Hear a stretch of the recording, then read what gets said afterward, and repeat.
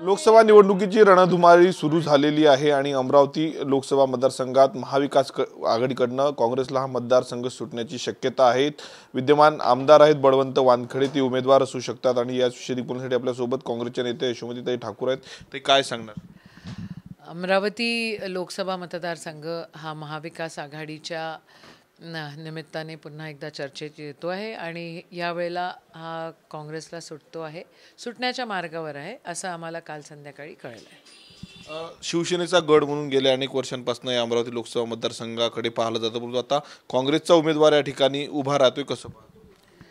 शिवसेनेचा उमेदवार इथून निवडून आलेला आहे दोन तीन वेळा आणि पण महाविकास आघाडीच्या चर्चेमध्ये हा आत्ता काँग्रेसला सुटण्याच्या मार्गावर आहे आणि महाविकास आघाडी म्हणून सगळेजण यवतमाळमध्ये पण काम करतील आणि महाविकास आघाडी म्हणून सगळेजण अमरावतीमध्ये पण काम करतील। राज ठाकरेंची भेट झाली आहे, राज ठाकरे असेल, त्यानंतर देवेंद्र फडणवीस आणि एकनाथ शिंदे तिघांची भेट होत आहे ताज हॉटेलला, कसं पाहता? 2 दिवसांपूर्वीच अमित शहाची भेट घेतलेली आहे राज ठाकरेंनी। काय मला ह्याच्याबद्दल काही कमेंट करायचं आहे असं मला वाटत नाही।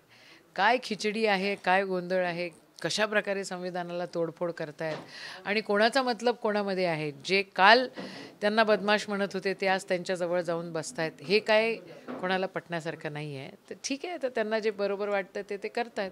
एक शेवटला प्रश्न, बच्चू कडू सध्या महायुतीमध्ये आहे आणि त्यांनी महायुतीच्या नेत्यांना इशारा दिलेला आहे, कार्यकर्त्यांना विश्वासात घेतलं जात नाही, अमरावतीच्या जागेसंदर्भात देखील विश्वासात घेतलं, त्यामुळे अमरावतीत देखील ते उमेदवार देण्याच्या तयारीत आहेत, कसं? आमदार बच्चू कडू हे सत्सद विवेकाने काम करणारी व्यक्ती आहे आणि पुढच्या काळामध्ये त्यांचा जो निर्णय राहील तो मला असं वाटतं बॅलन्स निर्णय राहील आणि खऱ्या अर्थानं मतदारासोबत आणि लोकसभेसोबत न्याय करण्याचा त्यांचा निर्णय राहील असा मला विश्वास आहे। तर हे होते आमदार यशोमतीताई ठाकूर। कॅमेरामन अनिकेत दातोंडेसह मी स्वप्नील उमाप, TV9 मराठी, अमरावती।